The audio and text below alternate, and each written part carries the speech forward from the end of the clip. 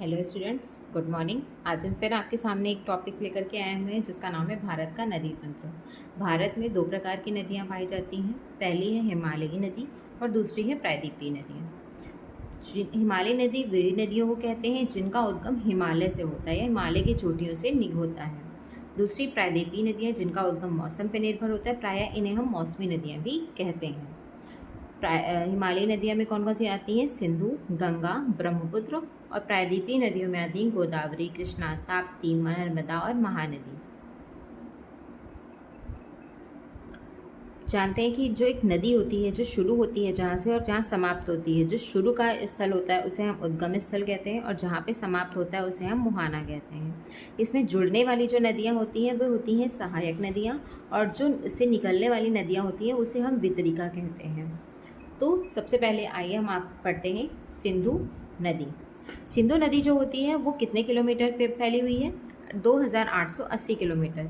जो मानसरोवर झील से कैलाश के मानसरोवर झील से निकलती है। कौन से? एक ग्लेशियर है वहाँ पे पड़ता है जिसे हम बोखरचू हिमनद कहते हैं या बोखरचू ग्लेशियर कहते हैं।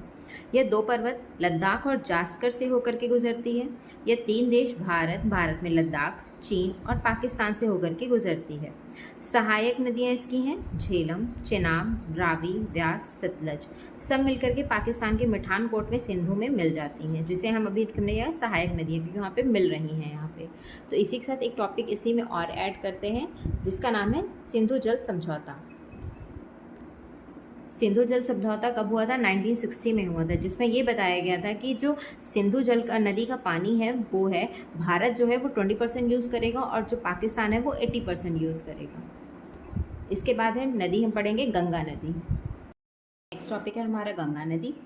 गंगा नदी जो है वो भारत में 2525 किलोमीटर की रेंज में ये फैली हुई है। ये भारत की सबसे लंबी नदी है। 2008 में इसे राष्ट्रीय नदी भी घोषित किया गया है और इसका उद्गम जो है वो कहाँ हुआ? उत्तराखंड के उत्तरकाशी के गंगोत्री हिमानी से हुआ है। ये गौमुख जिसे कहते हैं। इसकी मुख्य धारा जो है वो भागीरथी है। फिर इसका विस्तार कहाँ पे है? उत्तर प्रदेश, मध्य प्रदेश, बिहार, झारखंड और पश्चिम बंगाल में। और पश्चिम बंगाल से ये फिर कहाँ जाती है? बांग्लादेश, और बांग्लादेश से ये फिर बंगाल की खाड़ी में गिर जाती है। गंगा नदी में एक वायरस पाया जाता है जिसे हम बैक्टीरियोफेज कहते हैं, जिस वायरस के कारण गंगा का जल जो होता है वो कभी भी खराब नहीं होता है। भारत का राष्ट्रीय जलीय जीव भी गंगा नदी में ही पाया जाता है, जिसे हम गंगा डॉल्फिन कहते हैं। अब पढ़ते हैं हम उत्तराखंड के 5 प्रयाग। सबसे पहले अलकनंदा नदी, बद्रीनाथ के अलकनंदा जो नदी है वहाँ से निकलती है। उसके आगे आकर के धौली गंगा से मिलकर के बनाती है विष्णु प्रयाग।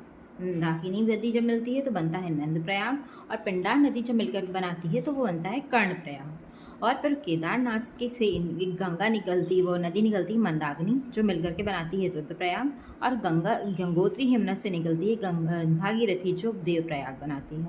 उसके बाद यमुनोत्री जो होती है निकलती है यमुना नदी से और ये प्रयागराज बनाती है। प्रयागराज में इस पूरी नदी को, सारी नदियों को गंगा के नाम से जाना जाता है। नेक्स्ट है ब्रह्मपुत्र नदी। ब्रह्मपुत्र नदी जो है वो 2900 किलोमीटर में फैली हुई है, पर भारत में ये सिर्फ 916 किलोमीटर ही बहती है। इसका उद्गम मानसरोवर झील के चोम्वा युंगडुंग ग्लेशियर से हुआ है। इसका विस्तार भारत में अरुणाचल प्रदेश, असम और चीन, बांग्लादेश में हुआ है, और उसके बाद ये कहाँ गिर जाती है? बंगाल की खाड़ी में गिर जाती है। एक माजुली द्वीप है जो असम में, वो भी इसी नदी पर ही बना हुआ है। इसकी सहायक नदियाँ तिस्ता, दिबांग, मानस, लोहित, धनसिरी, सुमनसिरी हैं। लोहित नदी पर जो है भूपेन हजारिका सेतु बना है, जो सबसे बड़ा पुल सेतु माना जाता है। इसी को हम ढोला सदिया सेतु भी कहते हैं, जो असम और अरुणाचल को जोड़ने का काम करता है। ठीक है, अब आते हैं तिब्बत में इसी ब्रह्मपुत्र नदी को सांगपो, असम में ब्रह्मपुत्र, बांग्लादेश में जमुना और अरुणाचल प्रदेश में दिहांग नाम से ये जानी जाती है।